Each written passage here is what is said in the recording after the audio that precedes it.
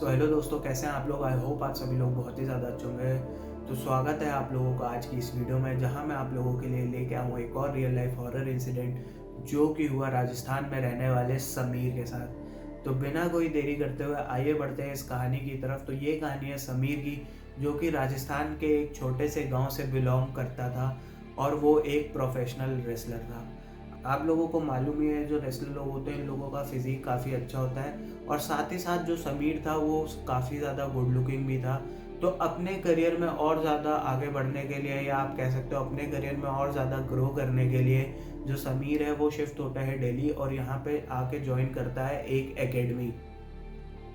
शुरू के 2-3 महीने समीर के दिल्ली में बहुत अच्छे गुजरते हैं। इसके यहाँ पे 2 दोस्त भी बनते हैं जिनका नाम होता है अमित और रवि। तो जो अमित और रवि थे, इन दोनों की गर्लफ्रेंड्स भी थी। तो जब भी ये लोग अपनी गर्लफ्रेंड से मिलने जाया करते थे, इनके साथ समीर भी जाया करता था। ये लोग एक पार्क में मिला करते थे और जब भी जो अमित और रवि अपने गर्लफ्रेंड के साथ टाइम स्पेंड कर रहे होते थे, तो समीर वहीं पे पास में अकेले जाके एक बेंच पे बैठ जाया करता था। एक दिन समीर जब अकेले उस बेंच पे बैठा हुआ था, तभी अचानक से एक लड़की आती है उसके पास जिसका नाम होता है महक, और उससे आके वो बातें करने लगती है। वो उससे पूछती है कि मैंने आपको यहाँ पे पहले कभी नहीं देखा, लेकिन मैं पिछले 2-3 हफ्ते से नोटिस कर रही हूँ आप यहाँ पे आते हो और अकेले इस बेंच में बैठे रहते हो। तो जो समीर है वो उसको बताता है कि हाँ, मैं यहाँ दिल्ली से नहीं बिलोंग करता हूँ और मैं बेसिकली राजस्थान से हूँ और मैं अपने रेसलिंग करियर बनाने के लिए दिल्ली आया हूँ। तो ऐसे करते करते तो जो कॉन्वर्सेशन है वो थोड़ा आगे बढ़ता है। तभी अचानक से जो महक होती है वो उठती है और पास की एक स्टॉल से 2 ग्लास जूस के लेके आती है और वो ये जूस समीर को भी ऑफर करती है। समीर भी उससे एक गिलास ले लेता है जूस का और आराम से पी लेता है। ऐसे करते करते फिर ये लोग डेली एक दूसरे से मिलने लग जाते हैं और इन दोनों की दोस्ती काफ़ी ज़्यादा अच्छी हो जाती है। इन लोगों के नंबर भी एक्सचेंज हो जाते हैं और ये लोग फिर फ़ोन वोन पे भी बातें कर लिया करते थे। इसी के साथ साथ जब भी जो समीर था महक का फ़ोन नहीं उठा पाता था, और जब भी उसका वो बाद में फ़ोन उठाता था तो महक उससे लड़ने लग जाती थी कि मैंने तुम्हें इतने फ़ोन करे, तुमने मेरा फ़ोन क्यों नहीं पिक करा और ये वो। लेकिन जो समीर था वो अपने करियर और अपने गोल्स को लेकर थोड़ा ज़्यादा फोकस था, तो वो इन सारी चीज़ों पर ध्यान नहीं देता था। फिर ऐसे धीरे धीरे करते ये लोग डेली आपस में मिलने लगते थे। लेकिन यहाँ पे जब वो मिलते थे, जो जो महक थी वो समीर के लिए कुछ ना कुछ डेली खाने के लेके आती थी, और स्पेशली सैटरडे को वो उसके लिए कुछ मीठा लेके आया करती थी और वो और उससे कहती थी कि ये प्रसाद है, ये तुम्हारे करियर और तुम्हारे लिए काफ़ी अच्छा है, इसको खाया करो। तो ऐसे करते करते काफ़ी टाइम बीत जाता है। तभी एक दिन फ़ोन पे जब ये लोग बात कर रहे होते हैं, तो समीर महक से पूछता है कि तुम्हारे घर में तुम्हारे अलावा और कौन कौन है। तो महक उसको बताती है कि मेरे घर में मेरे अलावा मेरी मम्मी है। तो समीर पूछता है कि तुम्हारी मम्मी क्या करती है। तो जो महक उसको बताती है कि मेरी मम्मी एक डॉक्टर है, लेकिन वो प्रोफेशनल डॉक्टर नहीं है, वो देसी इलाज करती हैं लोगों का। तो समीर भी मतलब थोड़ा गाँव से ही बिलॉन्ग करता था राजस्थान के, तो वो भी मतलब देसी इलाजों में और इन सब चीज़ों में बिलीव करता था। तो वो महक से कहता है कि अरे वाह, ये तो बहुत अच्छी बात है, अगर मेरे को भी कोई कभी दिक्कत होगी तो मैं ज़रूर तेरी मम्मी के पास आऊँगा। तो महक उससे कहती है हाँ हाँ, अगर अगर ऐसी कोई बात है तो बताना, मैं ज़रूर तुम्हें अपनी मम्मी से मिलवाऊंगी। तभी अचानक एक दिन रेसलिंग की प्रैक्टिस करते हुए जो समीर होता है उसके बैक में बहुत ज़्यादा चोट लग जाती है और उस दिन वो महक से मिलने नहीं जा पाता है। तभी महक का फ़ोन आता है समीर के पास और वो उससे बात करती है और बोलती है कि तुम आज क्यों नहीं आए मिलने। तो जो समीर है वो महक को बताता है कि कैसे उसकी पीठ में चोट लग गई है और वो अब मतलब अभी थोड़े दिन तक नहीं आ पाएगा। तभी महक उससे कहते हैं कि यार, अगर ऐसी बात है तो तू मेरे घर आ जा, मैं अपनी मम्मी से बात कर लूँगी और वो तेरे को ठीक कर देंगी। तो जो समीर है वो भी ये चीज़ सोचता है कि अरे हाँ, ये तो ठीक है कि इसकी मम्मी से भी मैं मिल लूँगा और साथ ही साथ मेरा इलाज भी हो जाएगा। तो जो महक है वो उससे कहती है ठीक है, मैं मम्मी से बात करती हूँ और तू कल मेरे घर आ जा। तो जो समीर है वो कहता है ओके ठीक है। अगले दिन समीर उठता है और मतलब इन लोगों की फ़ोन पे बात होती है। तो समीर इससे कहता है कि मेरे को लोकेशन भेज दे। तो महक उसको लोकेशन भेजती है। तो ये समीर अपने दोस्त रवि को फ़ोन करता है और कहता है कि भाई ऐसे ऐसे बात है, मेरे को उसने बुलाया है, उसकी मम्मी मेरे को देखेंगी, मेरा इलाज भी हो जाएगा और मैं उसकी मम्मी से मिल लूँगा, तो तू भी मेरे साथ चल। तो जो रवि होता है वो कहता है ठीक है। तो रवि और समीर ये दोनों वहाँ पे जाते हैं बाइक से, जहाँ की लोकेशन महक ने इनको भेजी होती है। तो ये जब उस लोकेशन पे पहुँचते हैं, वहाँ पहुँच के ये लोग महक को फ़ोन करते हैं। समीर महक को फ़ोन करता है और बोलता है कि मैं लोकेशन पे आ गया। तो जो महक है वो समीर से कहती है कि तुम 10-15 मिनट वहाँ पे इंतज़ार करो, मैं अभी आ रही हूँ लोकेशन पे। तो 10-15 मिनट बाद महक समीर के पास पहुँचती है और समीर के पास पहुँच के कहती है आ गया तू। और जो महक होती है उसने ब्लैक कलर की साड़ी पहनी होती है और माथे पे बिंदी लगाई होती है और वो काफ़ी सुंदर सी दिख रही होती है, जिसको देख के जो समीर है वो भी काफ़ी ज़्यादा मतलब ये सोचने लगता है कि यार ये तो कितनी प्यारी सी दिख रही है और कितनी अच्छी दिख रही है। तो उसी के बाद महक उससे कहती है चलो मैं तुम्हें लेके चलती हूँ। तो जो महक है समीर को अपने घर ले जाती है और जो समीर को जिन गलियों से महक ले जा रही थी वो काफ़ी छोटी-छोटी और पतली सी गलियाँ थी। तो समीर सोचता है यार ये कैसी अजीब सी जगह पे इसका घर है और ये कहाँ लेके जा रही है मेरे को। तभी थोड़ी देर बाद ये लोग पहुँचते हैं महक के घर के नीचे। तो जैसे ही ये तीनों लोग महक के घर के नीचे पहुँचते हैं, महक रवि से कहती है कि रवि तुम यहीं पे इंतज़ार करो, क्योंकि इलाज के टाइम सिर्फ एक ही जना होना चाहिए समीर के साथ और मैं वहाँ पे हूँ। तो जो रवि है वो समीर से कहता है कि भाई अच्छा ठीक है, तुम अपना इलाज करवाओ, मैं तुम्हारा बाइक के पास ही वेट कर रहा हूँ।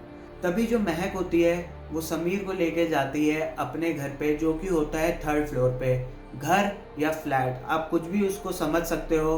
तो जैसे ही जो समीर होता है महक के घर के अंदर कदम रखता है, उसको एक बहुत ही स्ट्रॉन्ग फ्रेग्रेंस आती है अगरबत्ती की। और उसको ऐसा लगता है कि जैसे किसी ने अभी यहाँ पे कोई पूजा करी हो या तो ढेर सारी अगरबत्तियाँ जलाई हो। उस कमरे में धुआं ही धुआं होता है और लाइट भी काफ़ी ज़्यादा डिम होती है, जिस वजह से जो समीर है वो कमरे में अच्छे से नहीं देख पा रहा था कि वहाँ पे क्या रखा हुआ है क्या नहीं। उसको बस महक और महक की मम्मी दिखाई दे रही थी।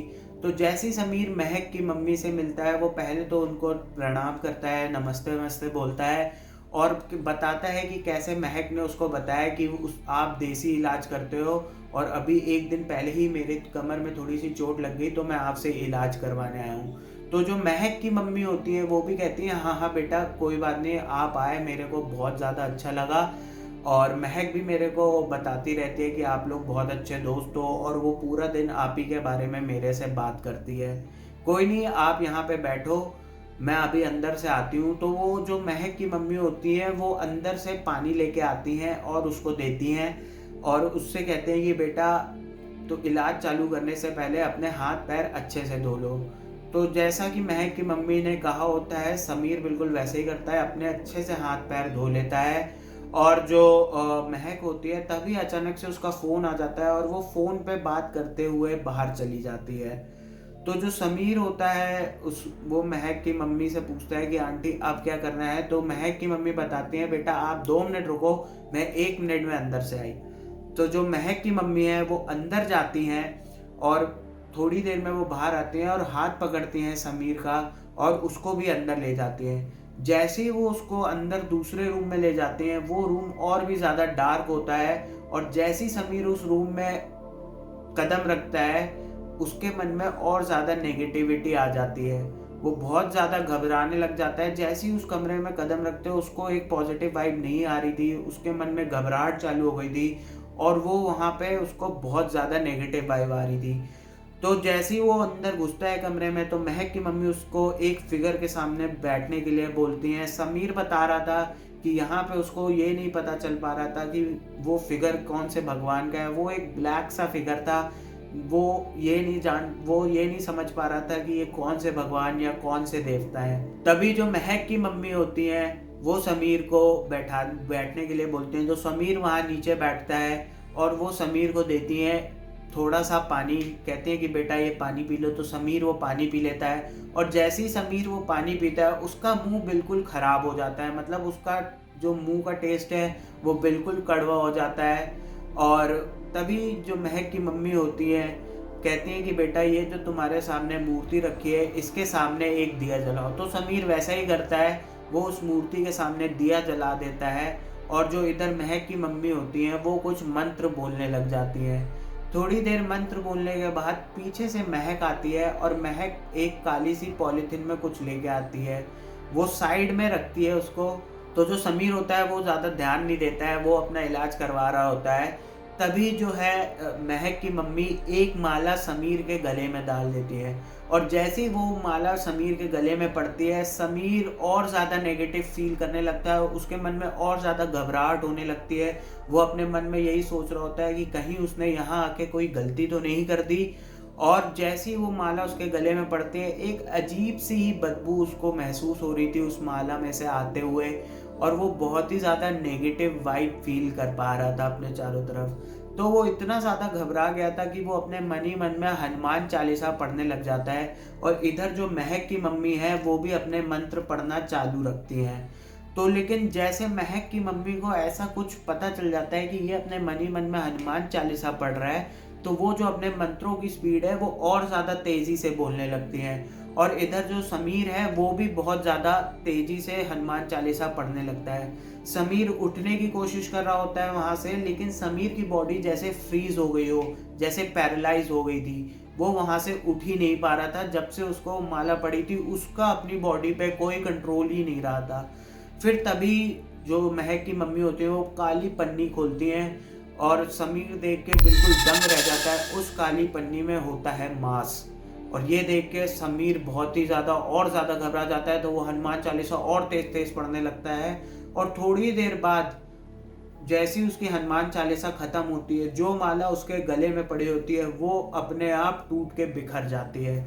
और जो समीर जैसे कि पैरालाइज फील कर रहा था और फ्रोजन फील कर रहा था, समीर तुरंत खड़ा होता है और ज़ोर से भागता है बाहर की तरफ।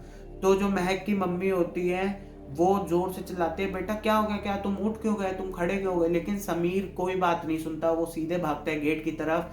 वहाँ पे खड़ी होती है महक, और जाके वो सीधे महक की तरफ जाता है। तो पीछे से समीर जो महक की मम्मी होती है उसकी आवाज़ आती है कि बेटा रोक इसको, ये भाग रहा है। और जो महक होती है वो उसको रोकने की कोशिश करती है, लेकिन जो समीर होता है वो इतना ज़्यादा घबरा होता है कि वो ज़ोर से एक थप्पड़ खींच के मारता है उसको, और वो वहीं पे गिर जाती है। और थप्पड़ खाने मारने के बाद जो समीर है वो गेट खोलता है और नीचे की तरफ भागता है। तभी पीछे से महक आके उसका हाथ पकड़ लेती है और उससे बोलने लगती है कि तू भाग क्यों रहा है, बता तो मेरे को हुआ क्या, ऐसा हुआ क्या, तू भाग क्यों रहा है? तो जो समीर होता है ज़ोर से अपना हाथ खींचता है, जिसके फ़ोर्स के कारण जो महक होती है वहीं सीढ़ियों पे नीचे गिर जाती है, और वो उसके ऊपर से छलांग मारते हुए समीर वहाँ से भाग जाता है। और समीर भाग के पहुँचता है उसी जगह जहाँ पे उसने रवि को छोड़ा था, रवि की बाइक खड़ी हुई थी, लेकिन वहाँ पे उसको रवि मिलता नहीं। वो भागते ही भागते रवि को फ़ोन करता है और बहुत ही घबराहट में उससे बोलता है कि अबे साले तू कहाँ पे है? तू आ, जल्दी आ, मेरे को उठा यहाँ से, कुछ पूछ मत। तो जो रवि है वो जल्दी से बाइक लेके आता है, उसको उठाता है,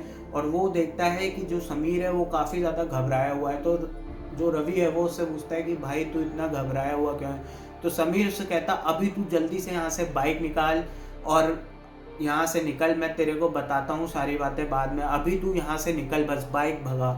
तो ये दोनों ऐसा ही करते हैं। ये जो रवि है वो बहुत ज़ोर से वहाँ से बहुत तेज़ बाइक चला के वहाँ से निकलते हैं। थोड़ी ही दूर जाके ये लोग पहुँचते हैं हनुमान जी के मंदिर के बाहर।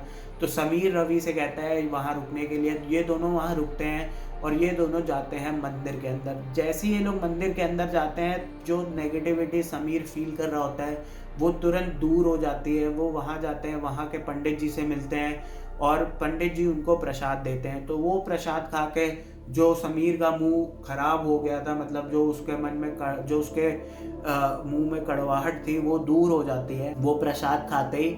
और फिर वो बताता है रवि को और उन पंडित जी को कि उसके घर में क्या, मतलब जो महक थी उसके घर में क्या क्या हुआ।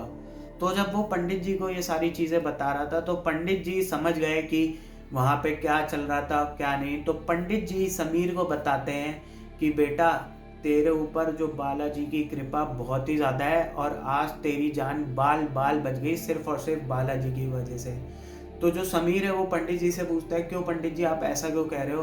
क्योंकि तो पंडित जी समीर को बताते हैं कि बेटा वहाँ पे और कुछ नहीं बल्कि तेरी बलि देने की तैयारी चल रही थी। और ये सुन के जो समीर है उसके पैरों के नीचे से ज़मीन खिसक जाती है, और वो काफ़ी ज़्यादा घबरा जाता है उस समय में, और वो सोचने लगता है कि यार मेरे मन में जो फीलिंग आ रही थी वहाँ पे वो सही थी, वहाँ पे कुछ गलत ही हो रहा था, और अच्छा हुआ कि मैंने किसी की नहीं सुनी और मैं वहाँ से भाग के आ गया। तो समीर वापस आता है अपने घर पे, वो अपने घर वालों को सारी चीज़ें बताता है और उसके घर वाले फिर उसको वापस राजस्थान बुला लेते हैं अपने घर पे, और वहाँ पे वो डॉक्टर को दिखाता है तो उसके बैग में निकलता है स्लिप डिस्क की दिक्कत, जिसकी वजह से रवि को अपना रेसलिंग का करियर तो छोड़ना पड़ता है, लेकिन आज की डेट में वो काफ़ी ज़्यादा वेल सेटल्ड है और एक काफ़ी अच्छी जॉब कर रहा है। तो दोस्तों, आज की हमारी कहानी यहीं ख़त्म होती है। अगर आपको हमारी कहानी पसंद आई तो कमेंट सेक्शन में ज़रूर बताइएगा कि आपको हमारी कहानी कैसी लगी, और अगर आपको हमारी कहानी पसंद आई हो तो वीडियो को लाइक और चैनल को सब्सक्राइब ज़रूर करें। मिलते हैं ऐसे किसी रियल हॉरर इंसिडेंट के साथ अपनी अगली वीडियो में। तब तक के लिए गुड बाय।